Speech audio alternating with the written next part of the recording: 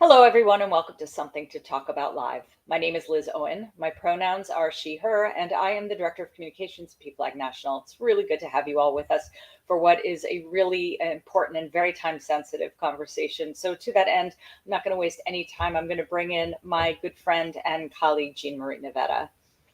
Hey, Liz Owen. You and I do a lot of conversations on here, and there's some that I wish we didn't have to have. And I have to admit, this show is one of them, but I'm really glad we're doing it. I am too, and you have two fantastic guests, and I'm really hoping today's going to clear up a lot of information and just get people the information they need to be safe. So with that, I'm going to take myself out of here and leave it to it. Thanks, Liz. Hey, everybody. My name is Jean-Marie Nevada. I'm the Director of Learning and Inclusion at PFLAG National. My pronouns are she and her, or if you use Spanish, ella. Every single week we get together to talk about something related to LGBTQ equality and inclusion. And this week we are talking about something that is really difficult. That is a big conversation across the board, but certainly it is happening in LGBTQ circles, and that is about the monkeypox virus. So for those of you who read our article every week and are looking for some discussion questions, if you go to straightforequality.org/discussion series, we are featuring this week's article. We also have some resources up there that were suggested by our guests today. And this week's article actually was from Virginia Langmaid at CNN, and it was called "What is Monkeypox? Symptoms, Risk Factors, Treatment, and How the Virus is Spread." You can certainly read that article, but I really encourage you to listen to our guests today. And we have two fantastic guests. We have Antón Castellanos-Usigli, who is a healthcare consultant and the ACU Innovation and Consulting and a member of the board of directors at PFLAG National. And we also have Dr. Julia Fleming, who is the medical director for public health programs at Fenway Health. And I'd like to welcome them in. Hello, Antón and Julia. Hi, Jean-Marie. Thank you for having us. Thank you so much for having us. I probably should be saying Dr. Fleming. I'm completely off today, I can tell. But thank you both for being here. When we were thinking about this show, Antón, you were literally the first person who I reached out to. You have such good perspective on things. And I'm really grateful to you too, Julia, to help us understand what is going on. So let's just begin at the very beginning and talk just the science and the facts that people need to know. So Julia, can you start by telling us a little bit about what monkeypox is, how long it's been around, some of the ways that it's shown up? So monkeypox is an orthopox virus, which is a relative of smallpox, which is a virus that many of us are familiar with, but has been eradicated from our populations for about 40 years now. Monkeypox was first identified in monkeys in a lab in Denmark in the 1950s. And then the first cases were identified in humans in the 1970s in the area around the Democratic Republic of Congo. Since that time, we believe that the virus has been circulating endemically, which means that it has been circulating in communities in both West Africa and Central Africa near the DRC. During that time, there have been periodic outbreaks in countries that are typically non-endemic, like in Europe and the United States, with the most recent one in the United States being in 2003, when there was a cluster of cases in the Midwest related to some animals that had been imported and were infected. Mm-hmm. And then I'm sorry, that brings us to our current outbreak in the last 3 or 4 months, so beginning around May, where we've now seen the virus circulating in countries that are typically non-endemic, so areas where the virus typically isn't circulating in the population. And we now know there have been over 30,000 cases in over 80 countries around the world. Thank you. And one of the questions that I had read people discussing was about sort of which version of this that we're looking at. Is this the West African clade? Is this the Congo clade? Do we have any information on that yet? Can we talk about that? I think that's something that scientists are actively looking at. The West African clade is believed to be less virulent, which means less severe. And the thoughts are that that is more similar to what we're seeing now. In countries in Europe, United States, and around the world. There's also some speculation and research into whether this represents a third clade, but that is really still too soon to say, under investigation. And one more question, and then Antón, I want to sort of talk about the social science side of this and some of the public health aspects. But Julia, when we talk about transmission, there's a lot of information out there, some of which is accurate, some of which is not. And we were just talking earlier about how some of the language can be confusing. One of the questions that came up is, can you get it from hugging someone? Can you get it from hugging someone if you are both shirtless, as we sometimes find in some situations? And are there any documented cases about transmission in these kinds of ways? Those are really great and really important questions, and I'll do my best to address them, knowing that we're also still learning. This is a relatively new outbreak around the world, and we're learning a lot every day about what transmission looks like. We know that there are likely three main ways that you can become exposed to the virus. The number one and likely most important way is skin-to-skin contact. And that skin-to-skin contact can occur in a variety of different situations. So one of the ways that we've been discussing it is as part of sexual contact or sexual activity. That's one activity that we engage in that involves skin-to-skin contact, but it can also involve other skin to intimate, a close proximity to other individuals. So that could be the kind of contact that you have with someone who lives in a household with you, someone who you are dancing with at a party, someone that you are sitting next to and touching skin to skin for a prolonged period of time. There are a lot of ways that we can have that skin to skin contact. It is hard to say at this point what extent of exposure you need in order to become infected. But I think for those who are interested in really protecting themselves or looking out for ways to avoid exposure, if there are any concerns about whether the person that you are having skin-to-skin contact with may have come into contact with the virus or could come into contact with the virus, then I would recommend that's an opportunity to think about whether or not it would be better. You could protect yourself by wearing a shirt or longer pants or whatever would protect against that skin-to-skin contact. The two other are respiratory droplets, which we've heard a lot about in relation to COVID. We still don't know to what extent that's an important part of transmission. But what that means is that for someone who is infected with monkeypox, when they are breathing or coughing in an area, there may be droplets in their near vicinity. So we're kind of used to saying that 6 feet distance.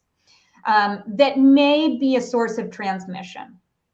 That's why the CDC and other organizations are recommending that if you are around people who you think may be infected or a household member is infected, to wear a mask when you're in any shared spaces. And then the last is any contact with any items that someone may have been exposed to. So that could be, bed sheets, shared clothing, other items in towels, items in a household that you might have a lot of contact with. Yeah. Thank you. Thank you. Yeah, I actually had just been reading articles on sort of that household transmission and how it actually has been tracked. Thank you for that information. Now, Antón, one of the biggest challenges that we're facing right now is a massive lack of understanding about what is happening, who right now is being most affected, what may happen next. And a lot of this has to do with bias and stigma around healthcare issues, just to start with, and certainly as we get into marginalized populations. Can you talk about how you've seen some of this messaging going? Do you think the messaging around it has been effective in reaching the groups who are most affected at this time when it comes to this issue? Yeah, so different thoughts on this. So first of all, I think some governments around the world don't want to address the topic because of homophobia. And I was recently in Colombia, for example, and I was surprised that a lot of the news outlets over there were speaking about monkeypox being concentrated among men. But there was no mention of men who have sex with men. So for me, that's homophobia acting out. And so I think some government's response has been slow because of that, because they didn't want to deal with the issue and speak in clear terms what was going on, and that men who have sex with men were being primarily affected by this. Now, again, the way to counter stigma is to outline the evidence clearly and to work with people, with communities, to understand in their best capacity where they're at in terms of their own risk and the risk of others around them. And so we can achieve these by using very clear language, very clear messaging, combating stigmatizing language. And so the importance of recognizing that while this outbreak right now is primarily affecting men who have sex with men is not limited to it. There are also women, there are also trans women, there are children who are getting the virus or at risk of getting it. And we just heard from Julia very clearly why this is the case. Because yes, you can have skin-to-skin contact through a sexual relationship, but you can have skin-to-skin contact in multiple ways.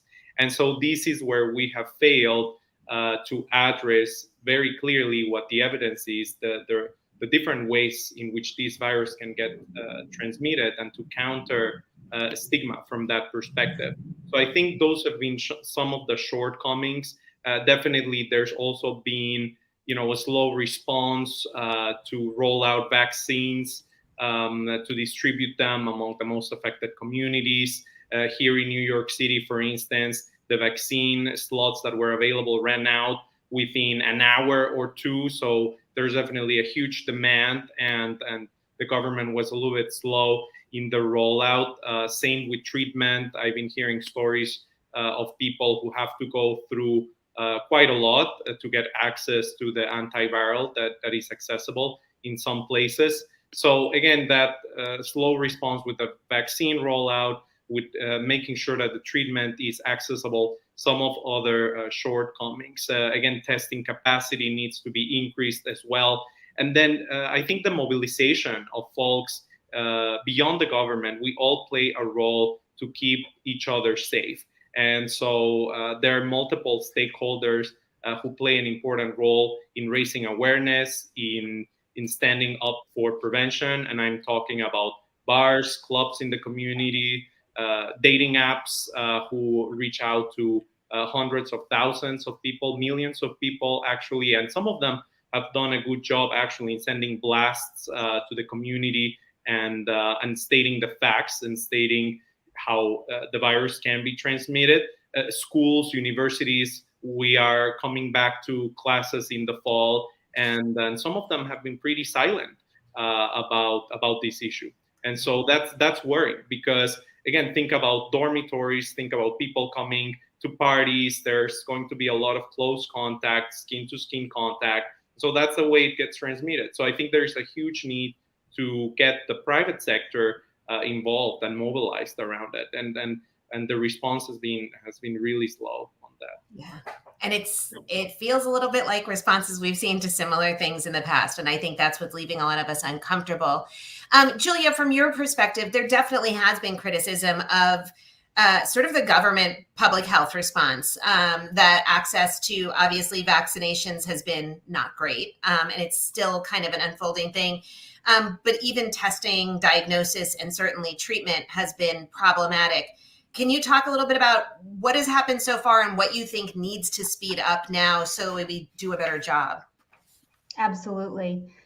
Well, we are coming into this at a really challenging time for our public health system, because the public health system has now spent 2 years responding to and dealing with COVID, and folks working in that public health infrastructure are tired and understaffed, which has put us in a really vulnerable position coming into a new outbreak to respond to. What makes this very different from COVID is that we're coming into this outbreak with we already have a vaccine that is known to be effective, that we actually have a stockpile of. We have an effective treatment, and we have a test. So all of those things that we did not have going into the COVID pandemic. What has been really challenging with our infrastructure is that it is just, the startup is so slow.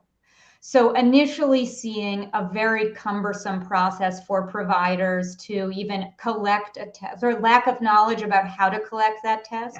And then the cumbersome process of submitting those tests to having them sent to the Department of Public Health and waiting for those responses to come back.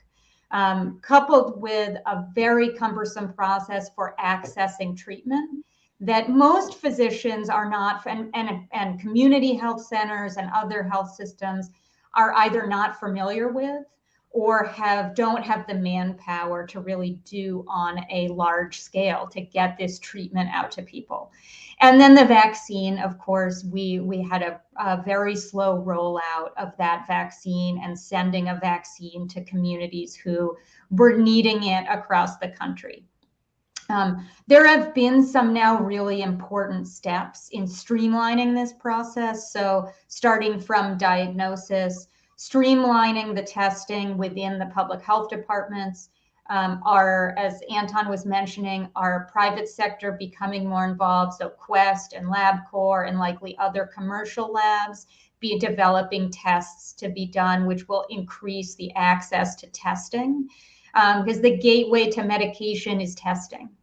And then the government has taken steps to make it easier for physicians and health centers to apply for the antiviral treatment known as TPOXX, to get that into the hands of patients, because we know that early access to that treatment both limits the duration and the severity of the disease, of the infection, but also reduces viral shedding and likely transmission.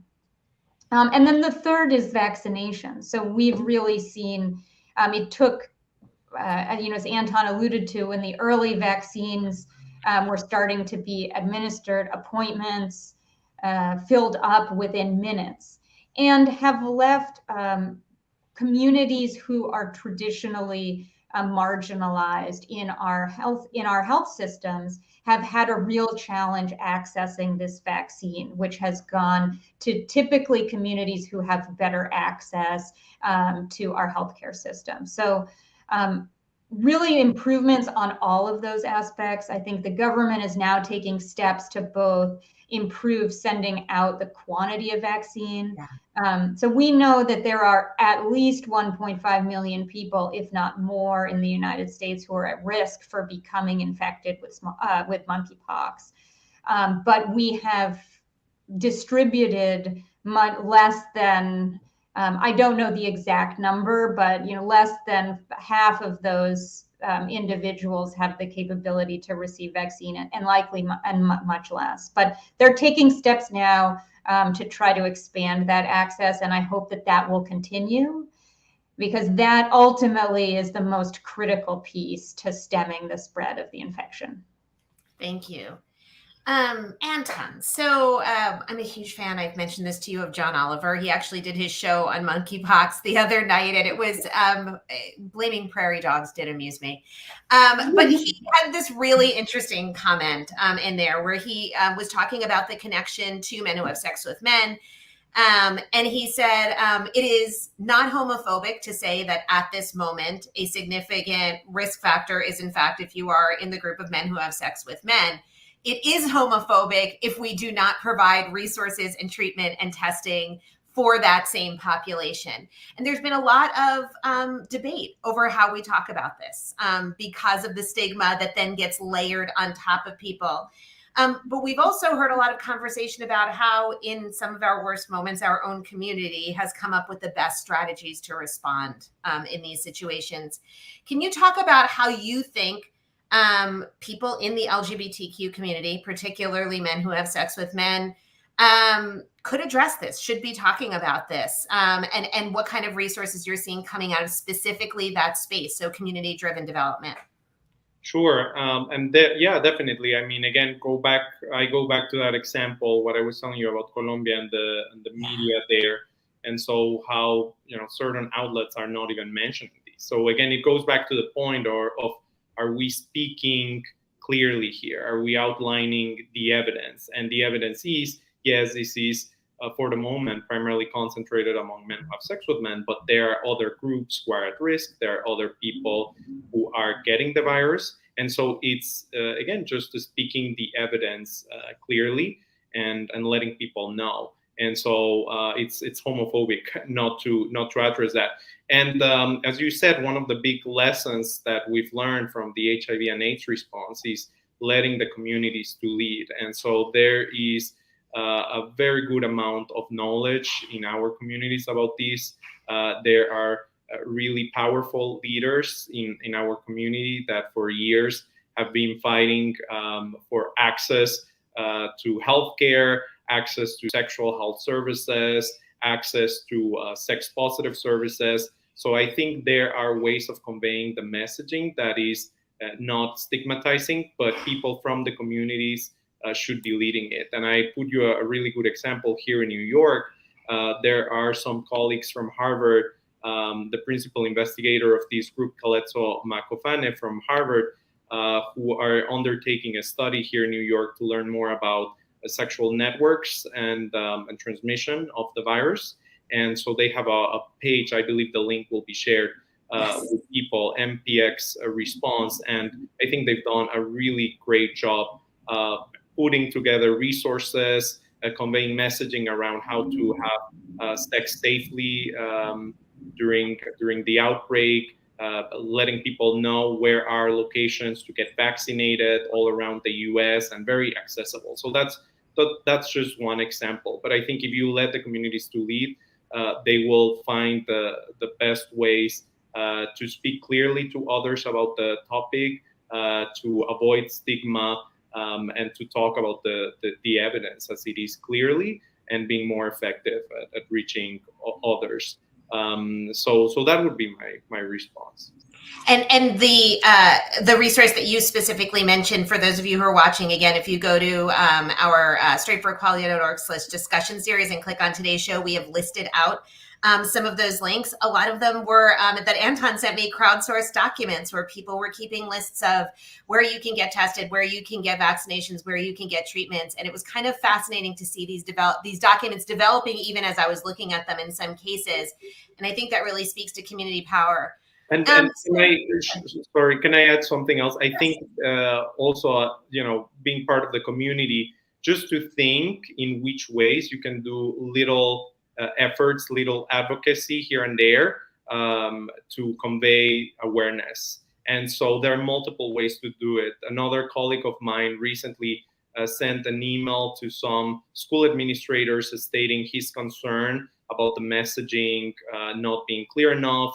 And this also, comes again to affect particular gay and bisexual men for the moment. So he sent a really nicely done letter, which was very effective. And so school administrators heard, and so better messaging will come out because of that. And so we have the power to talk with our schools, with our local bars, with our local clubs. We have the power to raise awareness. And so people should take that power seriously and do something about it, because a great deal of change can be done if we raise our voices. And so sending an email, expressing concern, talking with the club or bar manager, telling them something about the situation and what is it that we can do to keep ourselves safer during this time, that's super important.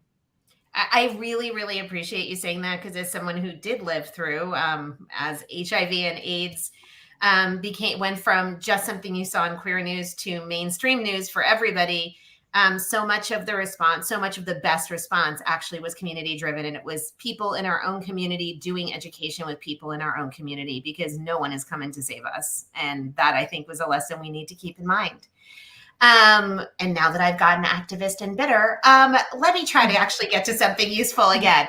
So we have a few more minutes left, and I want to ask you both the same question on this one. So one of the biggest lessons we learned through the COVID pandemic is people get their news from a lot of places, some of which are definitely not fact-based. And when it is definitely not fact-based, bad information spreads, people get hurt in a wide variety of ways. So as we move through this new situation, I think making sure that people are getting good information that is accurate, because there is already some really, really off messaging going on, and intentionally so. Let me be clear on that. So, and maybe Julia, we can start with you. What are a couple of the places that you think people should be looking for good, accurate information? And are there any questions that you suggest people ask if they read something and they're like, maybe this isn't okay? Yeah. That's a great question. I think I, as a medical professional, am a little bit biased towards some of the public health websites. The first place that I go when I'm looking for information and up-to-date information is to the CDC website and to the Department of Public Health website for the state that I live in. And different states should be maintaining that set of information. That I find that to be a great place to look because it has a lot of very locally pertinent information. So, for instance, a list of places where you can get the vaccine, what the qualifications are for the vaccine, and any other new updates. That's always a good place to fact check. If you see something in the news that seems a little bit suspect to you, go back and look at one of those websites to see if you can find information that supports that. And if you don't, kind of maybe put a little asterisk or a side note, keep that in mind, but kind of think that has not been verified yet. Thank you. Anton. I would do the same. Definitely the pages of the CDC and your local public health departments, check them out. There are certain public health departments that are better with messaging than others. I can say that the New York City Department of Health usually does a really good job with messaging. And so that's a website to check. The CDC's website as well. And there are certain community-based organizations and healthcare organizations that have a tradition of being really good at communicating some of these issues. So the website of NY Health is an example. They've been putting together infographics and different resources that you can check out over there. And then also this group of colleagues that I was mentioning, the MPXresponse.org, they put together different resources that I think are super helpful. So I would invite people to check them out and to just stay aware as much as possible. Well, this is a lot. And I know we're going to be talking about this more. So Dr. Fleming and Anton, thank you both so much for being here. Thank you for sharing information, helping us learn how to discern a little bit better. And we hope that we probably will have you back to talk to us a little bit more as we learn a little bit more. But thank you both for everything that you're doing widely, but also especially as it pertains to our community. Thank you, Jean Marie. Thank you so much. And I'm coughing so hard, I've started to cry. I apologize. There's a lot to absorb here.